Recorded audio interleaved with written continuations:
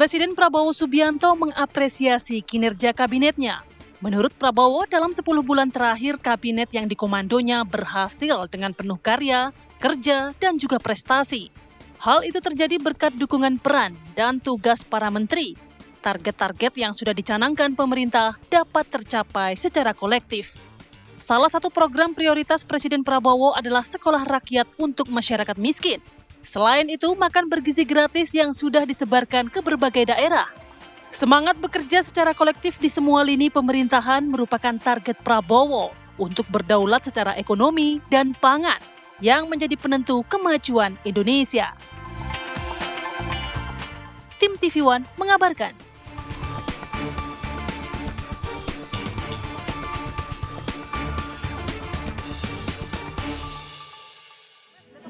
Akan menyampaikan pidato kenegaraan. Ya. Ini persiapannya dan apa yang ditekankan Presiden nanti? Memang kemudian dalam rangka memenuhi kewajiban ya untuk menyampaikan pidato kenegaraan besok hari Jumat tanggal 15 pagi Bapak Presiden akan menyampaikan pidato kenegaraan, kemudian juga di sore harinya akan menyampaikan pidato nota keuangan untuk tahun 2026. Jadi beliau bersama dengan tim beberapa hari ini sedang berkonsentrasi untuk menyusun pidato tersebut yang tentunya penekanan-penekanannya tidak akan keluar dari asta-cita dan apa yang menjadi program-program prioritas dari pemerintahan Bapak Prabowo Subianto dan Mas Gibran Rakabuming Raka.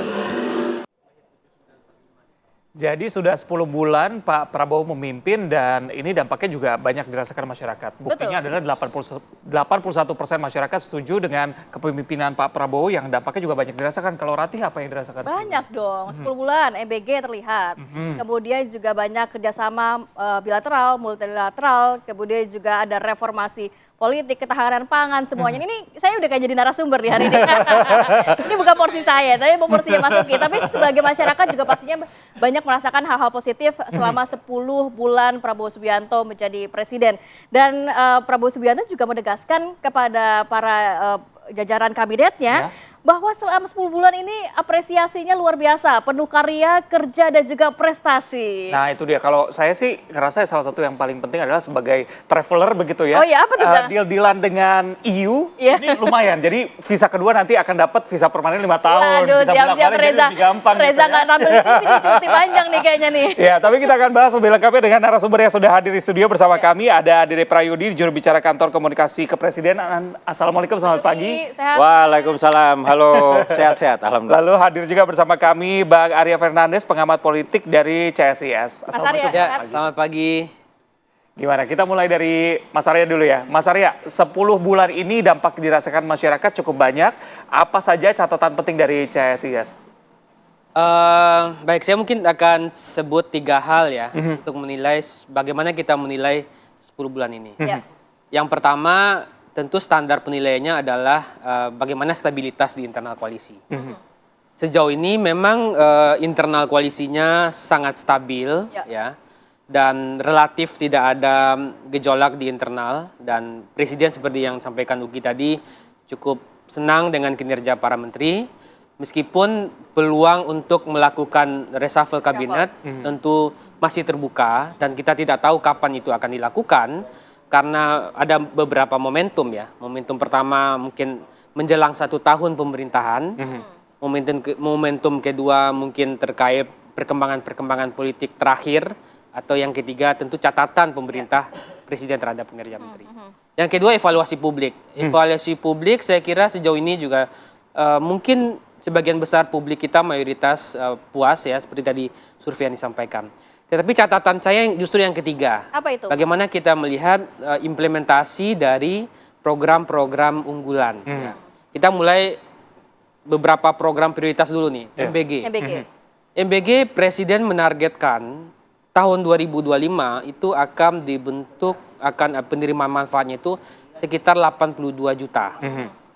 Kalau kita lihat tren sejak Januari sampai akhir Juli kemarin, berdasarkan data Badan Gizi Nasional dan Kementerian Keuangan, itu serapannya atau penerimaan manfaatnya itu baru mencapai 15 juta. Oh, 15 juta, oke. Artinya kalau kita gunakan tren saja 15 juta dari 171 ya? 15 juta dari 82 juta target. 82 juta targetnya. Artinya itu pertumbuhannya rata-rata per bulan itu sekitar 2 juta. Nah, kalau kita lihat lagi datanya lebih dalam per bulan, itu memang ada anomali. Januari sampai akhir Juni, itu pertumbuhan paling tinggi, itu hanya 2 juta penerimaan manfaat rata-ratanya. Ya. Tetapi meningkat dari Juli sampai pertengahan Agustus kemarin, itu meningkat 7 juta penerimaan manfaat. Itu tentu outlier, anomali gitu ya. Nah, kalau Ada apa begitu ya, sehingga peningkatan mungkin bisa ada signifikan? pertambahan struktur kita nggak tahu, atau digenjot lebih kuat gitu ya. Artinya kalau kita gunakan asumsi tren seperti itu, rata-rata pertumbuhannya itu 2 juta, itu paling mungkin bisa dilakukan sampai akhir tahun Desember 2025 itu hanya sekitar 23-25 jutaan. Oke. Kalau kita pakai pertumbuhan eksponensial pun, itu hanya sekitar 50 jutaan. Jadi masih ada progres tentu, tapi untuk mencapai 87 juta saya kira masih sulit. Itu yang pertama. Itu yang pertama, tahan dulu. Ya. MBG biar dijawab dulu sama Mas Oki Ya, ya. ya, Jadi silakan. tadi ada beberapa apresiasi yang diberikan oleh Mas Arya terkait hasil survei 81% masyarakat merasakan kinerja Prabowo ini luar biasa. Kemudian juga stabilitas politik aman, terkendali, internal kabinet dan lain sebagainya. Tapi MBG, dari 10 bulan ini dari Mas Uki dan pemerintah sendiri, apa yang sudah checklist, apa yang masih on progress, apa yang masih juga jauh di harapan? Iya, pada tahun 2025 ini sebetulnya MBG itu ditargetkan itu antara 15 sampai dengan 17,5 juta penerima manfaat. Sebetulnya ya. Oke. Namun di pertengahan jalan kemudian Kepala BGN Prof. Dadan Hindayana bertemu dengan Presiden Prabowo ya untuk menambah lagi.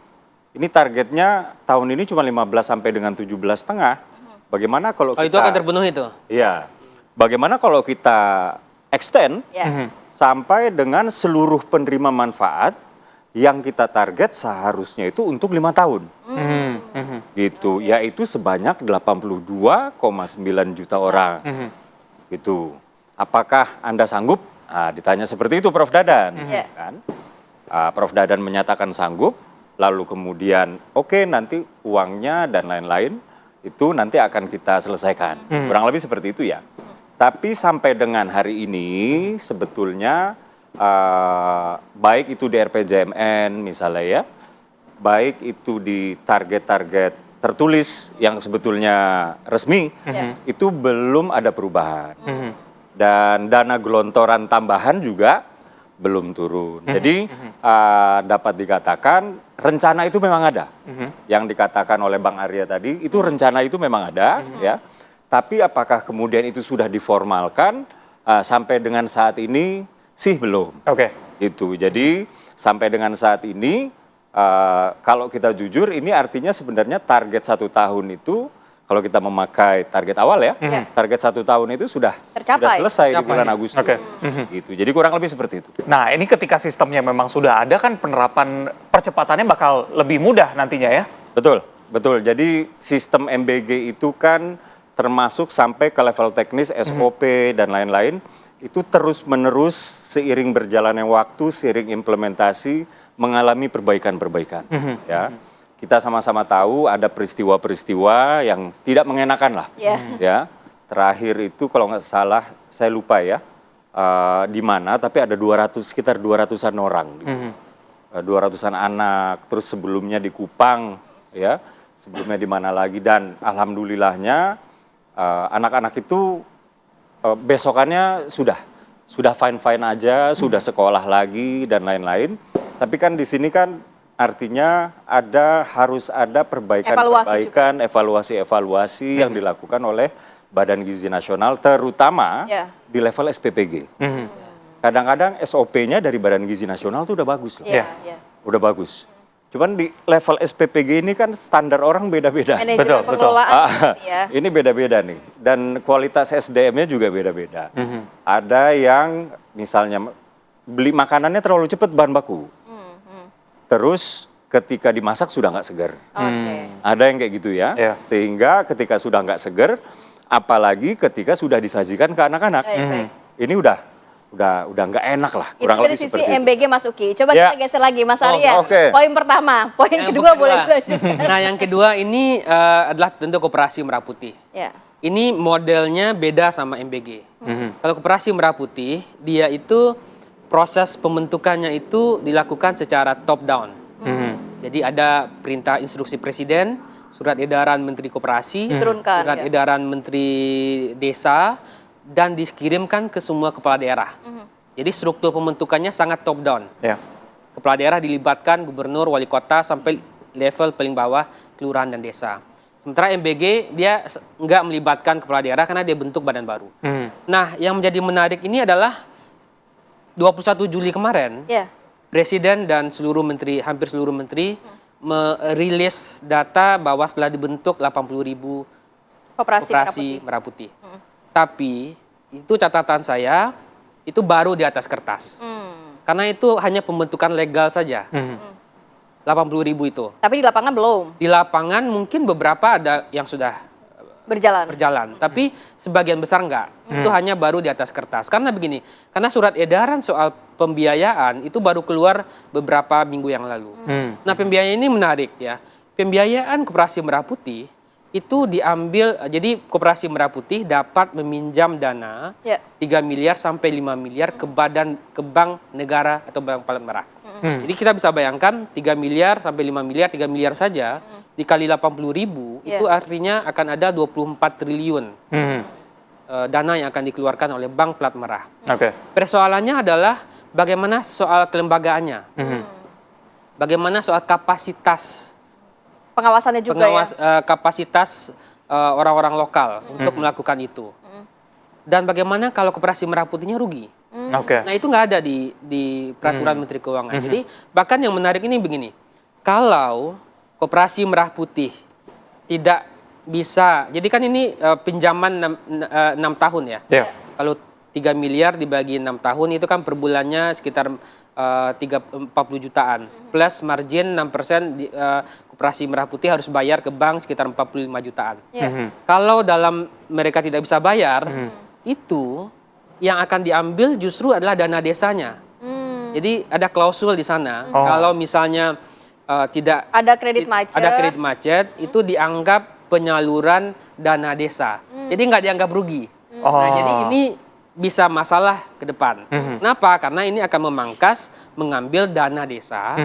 Yang sebenarnya kedua, sudah ada pos-posnya, nanti ada pos-posnya. pembangunan di desa seperti apa. Yang kedua, kalau gagal saya baca itu peraturan edaran Menteri Koperasi, Menteri Desa, Menteri Keuangan itu nggak ada tuh. Bagaimana kalau ini gagal? Bagaimana pengambilan dananya? Itu tidak ada. Jadi ke depan kalau ini nggak diperbaiki, kita akan mengalami kerugian yang banyak, saya kira. Oke. Bang Uki gimana? Ya, itu betul ya. Itu betul. Koperasi Kopdes Merah Putih, Kopdeskel Merah Putih, ini diniatkan memang untuk memotong simpul dari rantai pasok yang tidak diperlukan. Kurang lebih seperti itu ya. Supaya rentenir-rentenir, tengkulak-tengkulak itu tidak bisa mengendalikan harga. Terutama harga-harga komoditas yang kaitannya dengan hajat hidup para nelayan, petani, dan lain-lain. Nah, terkait dengan establishment-nya atau penerbitan si koperasi tersebut ya. Betul bahwa kemarin yang di-launching oleh Presiden itu adalah kelembagaan. Jadi status hukumnya sudah jelas ya. Kemudian kedudukannya juga sudah ada. Terus dia secara fisik sudah hadir di mana itu juga sudah jelas dan lain-lain.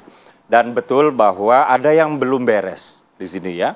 Maka belum di-launching gitu. Yaitu pertama adalah kaitannya dengan pembiayaan.